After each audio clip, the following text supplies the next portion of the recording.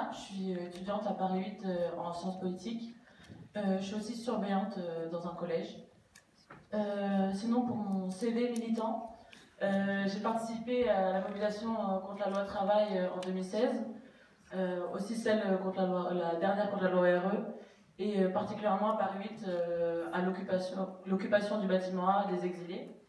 Donc les débats qui ont lieu au sein de l'université, particulièrement à Paris 8, ils doivent permettre de créer et de soutenir des luttes de terrain, des grèves et des mobilisations des travailleurs, travailleuses, des chômeurs, chômeuses, lycéens, lycéennes et des exilés. Donc l'université est un lieu de lutte, d'organisation, dont nous devons nous servir. Je voudrais parler d'un livre qui a été publié il n'y a pas longtemps, qui s'appelle Inch'Allah, l'islamisation à visage découvert.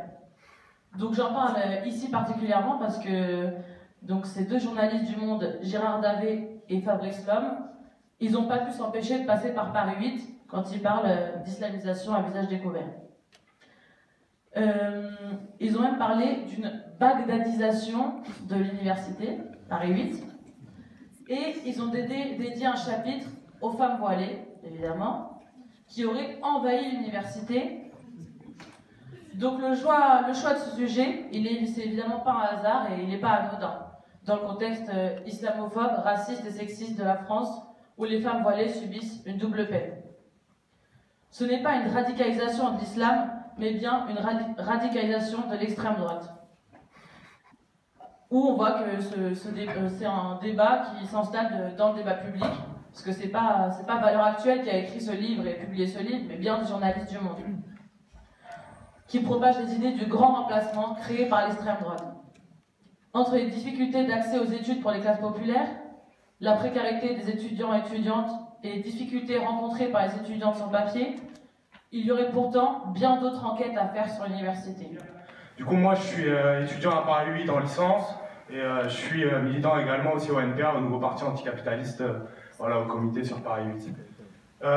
Du coup, voilà, pour commencer un petit peu, faire ce meeting à Paris 8, ça résonne d'autant plus que, voilà, on est dans une fac, comme ça a été dit, où il y a énormément d'étudiants étrangers, aussi d'enfants d'immigrés, donc première, deuxième, troisième génération, et voilà, plus généralement de racisés, voilà, et d'étudiants qui vivent la précarité au jour le jour. Et c'est aussi un symbole assez fort, d'autant plus avec la répression qu'a eu l'an dernier suite à l'occupation des exilés au bâtiment A, où on a vu justement les forces policières venir pour réprimer nos camarades exilés qui occupaient quand même pendant 4 mois. On est là un petit peu pour mettre en avant l'appel du collectif Rosa Parks à faire grève et à disparaître le 30 novembre et à réapparaître le 1er décembre, dans un contexte où, dans le monde entier, on voit un petit peu des monstres politiques qui surgissent, de Trump, des Bolsonaro, des Salvini, et pour appliquer à la fois des mesures néolibérales couplées à des politiques racistes et xénophobes.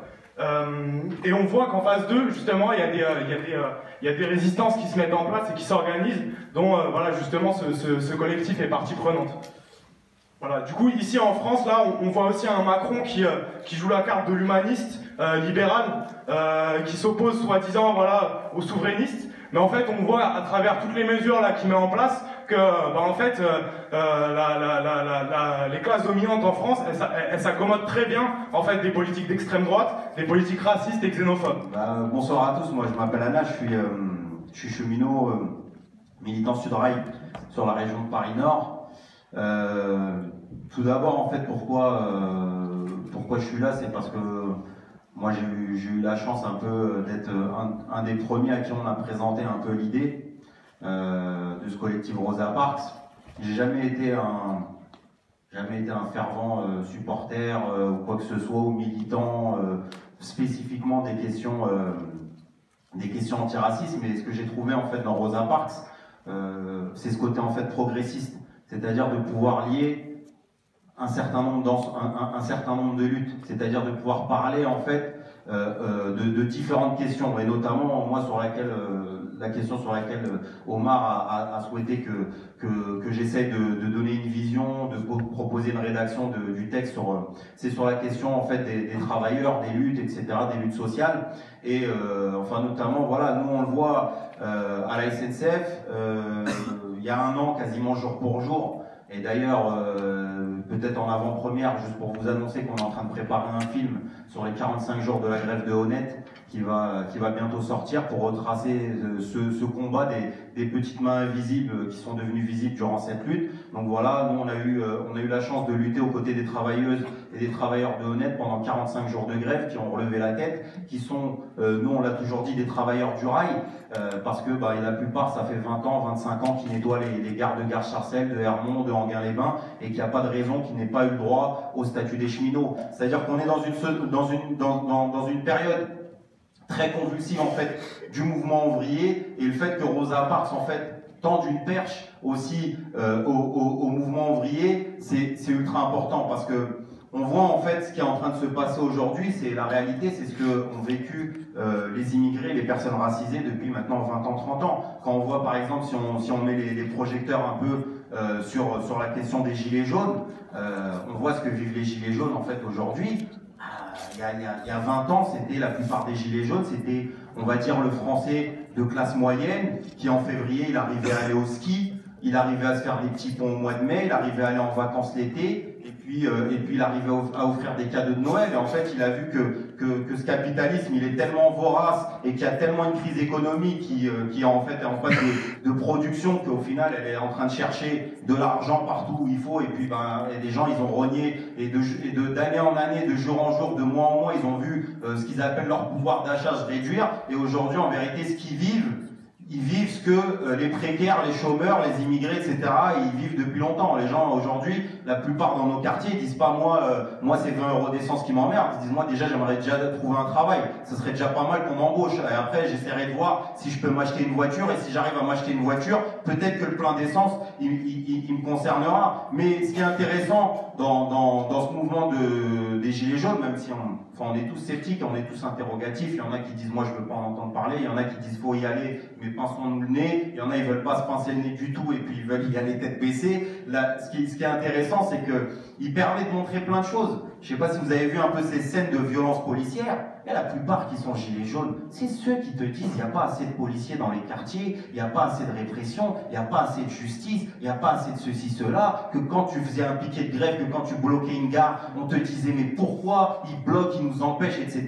Et maintenant ils sont en train de se manger des balles de flashball dans la face, et ils sont en train de retourner des handicapés avec des gilets jaunes, ils sont en train de voir par eux-mêmes que la police nationale, c'est une institution de coercition de l'État bourgeois et qu'elle est là pour protéger l'État bourgeois. Elle n'est pas là pour aller régler des conflits dans des quartiers. Elle n'est pas là, elle préfère laisser les gens mettre leur colère à brûler des voitures ou des poubelles entre eux dans cette misère sociale plutôt que de servir à autre chose, c'est-à-dire ce que les gens pensent, ce serait de servir le peuple. Nous, on n'y croit pas une seule seconde. Mais ce qui est bien dans ce mouvement, c'est qu'ils sont en train de se rendre compte, en vérité, c'est quoi la police.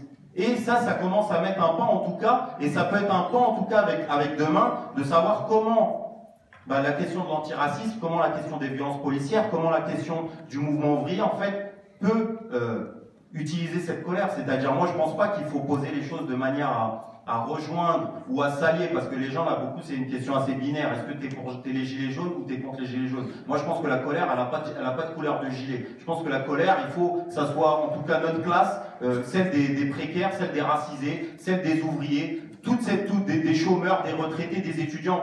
On peut faire toute la liste, mais c'est à elle de prendre en fait l'avant-garde de ce mouvement-là. Et sur des bases de classe, sur des bases qui ne sont pas celles de Marine Le Pen, de l'extrême droite et de toutes ces personnes qui sont en train d'essayer de récupérer en tout cas ce mouvement-là. On voit que ce Macron, en vérité, qui voulait être le sort de Thatcher à la française, celui qui voulait dire moi, et avec des rigolos avant moi, moi je vais vous montrer que je vais tous les plier, il n'y a personne qui va me résister. Et on voit que c'est le président le plus impopulaire, on voit que ceux qui ont voté pour lui sont en train de dire démission, destitution, etc., etc. Donc, à un moment donné, on sait très bien que c'est pas en bloquant des ronds-points, c'est pas en cassant des pare-brises de ceux dont on est mécontent, c'est pas en disant à une conductrice noire qui veut passer un barrage, retourne dans ton pays, c'est pas de cette manière-là que quoi que ce soit va être obtenu. À part des situations réactionnaires, à part un renforcement, j'entendais tout à l'heure, on parlait de Bolsonaro et de Salvini. Le problème, c'est ça. C'est que si le mouvement ouvrier, si tout le mouvement ouvrier dans son ensemble, j'inclus bien entendu le militantisme antiraciste, le militantisme pour le droit des femmes et des minorités de genre, Si ce mouvement-là, en fait, il prend pas l'avant-garde, et ben le problème, c'est que ces gens-là, après avoir quitté leur rond-point sous les balles de flashball et les coups de matraque, et ben c'est qu'ils essayent de mettre un Salvini au pouvoir. Et c'est ça le risque. Donc c'est pour ça qu'il va falloir que nous, en tout cas, on transforme les choses. Et je pense que Rosa Parks n'a pas la prétention, en tout cas, de faire la révolution, mais Rosa Parks va pouvoir commencer à essayer de mettre un grand coup de pied dans la fourmilière, de dire non, on est là aussi, on existe. On est travailleurs de Honnête, on est travailleurs de Hayat, on est travailleurs des Holiday Inn, on est agent de sécurité parfois au Black, etc., etc. On est même cheminots. Donc enfin voilà, c'est de montrer aussi que on existe et que il va falloir qu'on existe en tout cas dans la lutte. Et c'est ça qui est problématique, c'est qu'aujourd'hui malheureusement, on n'est pas suffisamment respecté, on n'est pas suffisamment vu, parce qu'on ne voit pas spécialement les immigrés dans les moments de lutte. Moi, je le pense profondément, mais il va falloir y aller. C'est-à-dire qu'à un moment donné, on peut faire des beaux discours, on peut sauter de meeting en meeting. Il va falloir que les gens, à un moment donné, ils sortent des chichas, ils sortent de Châtelet, ils sortent de Zara, de Primark et compagnie, et qu'ils se disent à un moment donné, on va aller manifester, on va aller aux côtés des gens. Parce que moi, quand je vois qu'il y a des marches contre les violences policières, il y a des commémorations pour la mort de Adama Traoré, etc., que tu te dis, putain, dans des chichas, en vérité, à cette heure-ci, il y a plus de gens qui sont en train de fumer une chicha que se préoccuper de telle ou telle mort, c'est que c'est grave à un moment donné. Donc, Rosa Parks, en tout ça, pose un certain nombre de choses et tout le monde se retrouve, en tout cas, dans cette question-là. Je voulais dire, en tout cas, mon soutien. C'est la raison pour laquelle je suis heureux d'être ici. La question qui se pose depuis un certain temps est celle de la place des alliés. Et je crois que effectivement c'est une question politique importante, c'est d'essayer de trouver des modalités d'intervention qui ne se passent pas à la place d'eux, mais qui néanmoins puissent contribuer à ce que se fassent entendre des questions qui aujourd'hui ont beaucoup de mal à se faire entendre, y compris dans nos universités et y compris dans notre université. Donc ça c'est un des enjeux, c'est un enjeu en plus avec une certaine actualité qui concerne les étudiants étrangers. Comme vous le savez, le gouvernement français a annoncé son intention de multiplier par 10 les frais d'inscription pour les étudiants qui ne sont pas européens. Ça, c'est un enjeu politique qui, à mon sens, non seulement est grave, bien sûr, mais qui est aussi quelque chose qui nous oblige à réfléchir du sein même de l'université, c'est-à-dire pas simplement sur ce qui se passe à l'extérieur, parce qu'il est très clair que ça va affecter dans un premier temps les étudiants étrangers, mais que ça a des effets sur tout le monde. Et ça a des effets sur tout le monde parce que, en réalité, c'est la manière d'introduire la question des frais d'inscription aujourd'hui pour les étrangers, demain pour les Français. Parce que l'injustice qui est mise en avant par le Premier ministre aujourd'hui, selon lui, entre les étudiants étrangers riches et les Français pauvres, sera utilisée demain pour les Français pauvres par rapport aux Français riches, mais ce sera une manière non pas, bien sûr, de redistribuer à profusion des bourses pour ceux qui n'ont pas les moyens, mais ce sera une manière de faire en sorte que l'université soit plus hiérarchisée selon des logiques financières. Ça me paraît important non seulement parce que c'est grave, mais aussi parce que c'est peut-être une opportunité pour tout le monde de réfléchir à partir, puisque nous sommes aujourd'hui dans une université, à partir de la situation universitaire, en articulant des questions différentes, des questions qui touchent aux étrangers et aux Français, mais qui touchent aux personnes racisées et à leurs alliés éventuels, qui posent des questions raciales, mais aussi des questions de classe. C'est-à-dire que, comme vous le savez sans doute, aujourd'hui, comme c'est mon cas et comme c'est le cas de beaucoup d'autres, lorsqu'on essaie de participer au fait que les questions raciales soient posées, qu'elles soient posées y compris dans l'espace public, on est souvent en but à des accusations, c'est-à-dire que ce serait au détriment des questions de classe. Et donc il faudrait choisir son camp, soit on parle de classe, soit on parle de race. Je crois qu'on est à un moment où on a la possibilité, à partir de situations très concrètes, très immédiates, comme celle des frais d'inscription, d'articuler différents combats. Donc en tout cas, je ne veux pas prendre trop de temps, je voulais surtout dire mon soutien, mais dire qu'on peut le faire y compris à partir de notre position dans l'université, parce que les questions se posent. J'ajoute juste un mot, j'en ai profité pour remettre un t-shirt que je n'avais pas mis depuis quelques temps, puisqu'en 2010, eh bien, il y avait les 24 heures sans nous, qui étaient autour de l'immigration, et où certaines des questions qui sont posées aujourd'hui se posaient déjà. Simplement, on est peut-être passé de la question des immigrés à la question des racisés, mais bien entendu, les deux ont des rapports très étroits. Donc je vous remercie beaucoup et puis bon courage à tout le monde.